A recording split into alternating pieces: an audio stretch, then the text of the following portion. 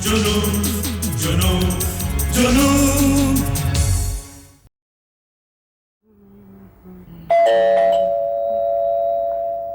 ओफो, ये मरा धोबी भी वक्त बेवक्त आ जाता है। आई भाई, आई।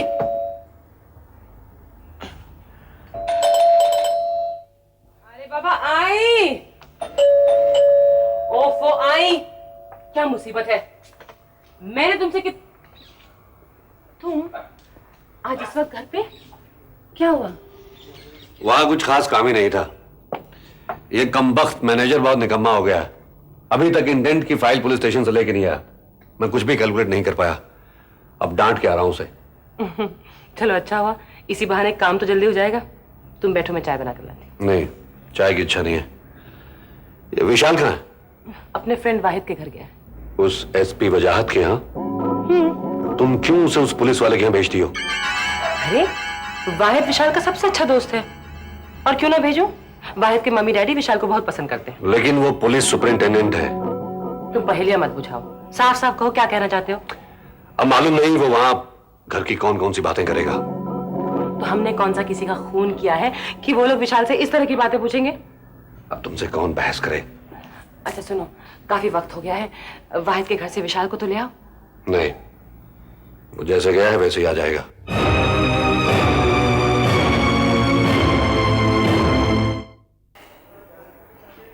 नाराज हो गए? नहीं, जरा थक गया हूं। सब ठीक हो जाएगा।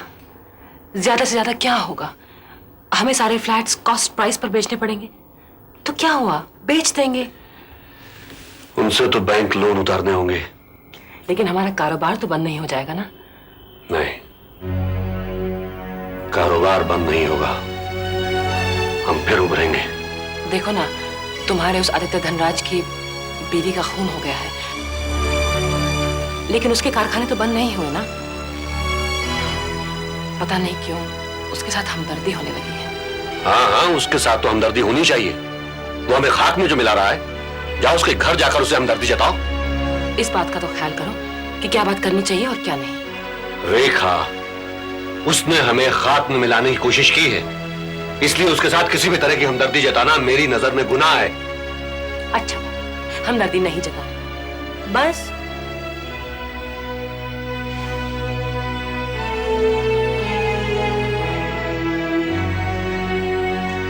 ये देखो, होने वाली बिटिया के लिए स्वेटर बुना है। कैसा है? Very nice. इसका मतलब ये हुआ कि तुमने कॉम्प्रोमाइज कर लिया है। कॉम्प्रोमाइज मतलब? मतलब ये कि भगवान हमें बेटी ही देगा। अरे वाह, मैंने बेटा कब मांगा? एक बेटा है, अब मुझे बेटी चाहिए। चलो 1-1.5 महीने की बात है, पता चल ही जाएगा।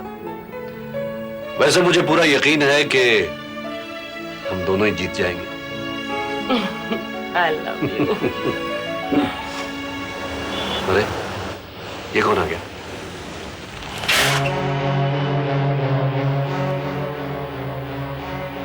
कौन है?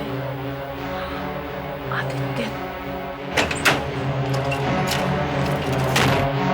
ये यहाँ क्यों आया है? मालूम नहीं, तुम यही रहना, मैं देखता हूँ। नहीं, प्लीज अब कोई नया झगड़ा मत मोल लेना, प्लीज। हाँ, झगड़ा मोल लेने के सिवा मेरे पास और काम ही क्या रह गया है।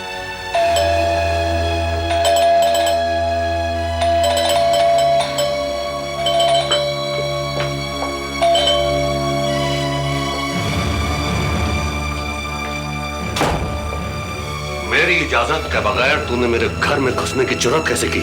कहाँ छुपा रखा है उस कमीने चाचा को तुमने? मैं उससे क्यों छुपाऊंगा? इसलिए कि उसने आज तक जो कुछ भी किया है तुम्हारे इशारे पर किया है। मेरी बीवी के कातिल से राबिता भी उसने तुम्हारी शय पे कायम किया है। कहाँ है मनमोहन? कहाँ है वो? नीची आवाज में बात कर रईसजादे, नीची आवाज में, वरना मेरे गुस्से का ऐसा कहर तुझ पर टूटेगा कि तेरी आवाज तेरे गले में ही दब कर रह जाएगी। एक कातिल से और क्या तवक्को की जा सकती है? कातिल मैं हूं या तू, जिसने पहले मेरी बहन को मार डाला, फिर मेरे बाबा को, और फिर मेरी बूढ़ी बेचारी मां को। ये तुझे तेरे किए की सजा मिल रही है रईसजादे। मैं यहाँ पर पुरानी बकवास सुनने नहीं आया हूँ। इस वक्त मैं यहाँ पर अपनी बीवी के कातिल के बारे में पूछने आया हूँ, जिसकी एक अहम कड़ी तुम्हारे टुकड़ों में पल रहा कुत्ता मनमोहन है। मेरा अब उससे कोई वास्ता नहीं। मैंने उसे 2 महीने पहले ही नौकरी से निकाल दिया था, जब वो रात के अंधेरे में मेरे गोदामों से सीमेंट चोरी करके लोगों को बेचते हुए रंगे हाथों पकड़ा गया था। झूठ बोलते हो तुम, झूठ बोलते हो। तुम्हारे खानदान की ऐसी कौन सी खूबी है जो उसमें नहीं? शराब वो पीता है, बेईमानी वो करता है, चोरी, धोखेबाजी और 420 उसकी रग रग में है।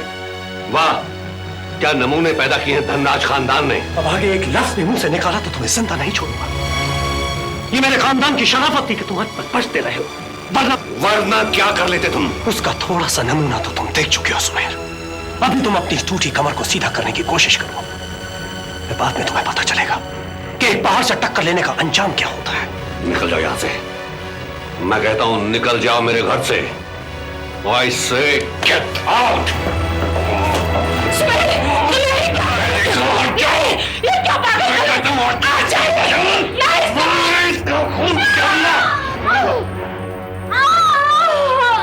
क्या हुआ रेखा? क्या हुआ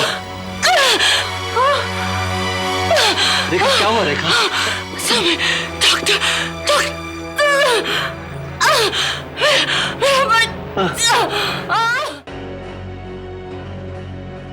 आप क्या समझती हैं कि अब मेरा इस होटल पर कोई होल्ड नहीं रहा, इसलिए आप मेरी इंस्ट्रक्शंस की परवाह नहीं करेंगी? वो बूढ़ा अधिकारी यहाँ आकर डैडी से 2 घंटे बातें करता रहा और आपने मुझे बताया तक नहीं। मैडम यकीन मानिए, मुझे पता ही नहीं चला कि वो कब आए और कब चले गए। डैम इट, फिर मैं जो आपको ये इतने सारे गिफ्ट्स दे रही हूँ वो किस लिए? अब बताइए वो कहाँ गए हैं, बोलिए। मुझे नहीं मालूम, बिलीव मी, मुझे बिल्कुल नहीं मालूम। आप झूठ बोल रही हैं, आपको सब कुछ मालूम है। ये डबल क्रॉसिंग मेरे साथ नहीं चलेगी। अब जाओ, यहां मेरे सर पर सवार क्यों हो? जाओ और पता लगाओ कि वो कहां गए हैं।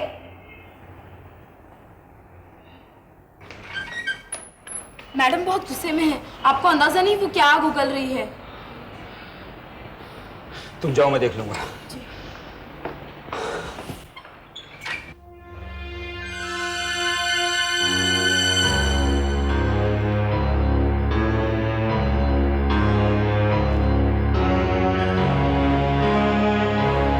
कहां लेकर गए थे इन्हें?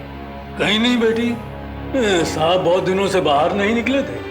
इनका मन जरा घूमने को कर रहा था, बस जरा पार्क तक गए थे। झूठ बोल रहे हो। रामदास चलो, रुक क्यों गए? चलो। ये इतनी आसानी से बचकर नहीं निकल सकते। कहां गए थे? रामदास, मैं पूछ रही हूँ कहां गए थे? हम यहाँ किसी की मताहत नहीं है, जहाँ मर्जी है वहां जाएंगे। ये होती कौन है हमसे पूछने वाली? वो अधिकारी जो आज फिर पट्टी पढ़ाने आया था, जरूर उस वकील के पास ले गया होगा। हाँ, हम वहां गए थे। फिर क्यों गए थे? उसे रिझाने के लिए? उसे बताने कि वो किस तरह मुझसे मेरा बेटा छीन सकता है? जब इस बददिमाग लड़की ने हमसे रिश्ता ही तोड़ लिया है, तो इसे हमारे मामलों में दखल देने का कोई हक नहीं है। रामदास, हक है, क्योंकि ये सारी साजिश मुझसे मेरा बेटा, मेरा अपना बेटा छीनने के लिए हो रही है। बिटिया, हम नील साहब के पास नहीं गए थे, यकीन मानो। रामदास, इसे कहो मेरे रास्ते से हट जाए। हटो। आप जरूर किसी के पास गए थे। जब मैंने आपके बारे में पूछा तो आपके चमचों ने आपको टेलीफोन किया। आप क्या समझते हैं मेरा इस होटल में कोई नहीं है? मुझे पल पल की खबर देने वाले बहुत हैं daddy. Daddy, I am speaking to you. आपको अपनी इस बेटी पर जरा भी तरस नहीं आता है? तुम पर तरस खाने वाले, तुम्हें अंधेरों में झोंकने वाले, तुम्हें अपने रंग में रंगने वाले बहुत हैं, जिनके साथ तुम ये सारा वक्त गुजारती हो। अरे तुम्हें अपने इस बूढ़े बाप की क्या जरूरत है? आपको क्या मालूम डैडी, वो मेरी बेबसी देखकर कैसे तड़प उठता है। सब दिखावा है ये, सब दिखावा। 10 नंबर का बदमाश है वो। डैडी, मैं केशव के बारे में एक लफ्ज भी नहीं सुनना चाहती। वही एक तो सहारा है मेरा, वही मुझे इस भंवर से बचाएगा। हाँ, क्यों नहीं? अरे वही एक तो है जो हम सब की लुटिया डुबो रहा है। जब इंसान का विनाश आने वाला होता है ना, तो उसके दिमाग में शीशा भर जाता है। जाओ, जाओ उसी के पास। यहाँ क्या कर रही हो तू? जाओ उसके पास। वो वक्त भी आएगा डैडी, देख लेना। हे भगवान, इतने कौन सी बला पैदा कर दी मेरे घर। अब अगर आप किसी के घर गए, किसी से मेरे बारे में बात की, किसी से मेरे बच्चे की भीख मांगी, तो मैं कयामत बर्पा कर दूंगी। सुन रहे हो डैडी? सुन रहे हो? मैं आपकी उस वकील का जीना हराम कर दूंगी।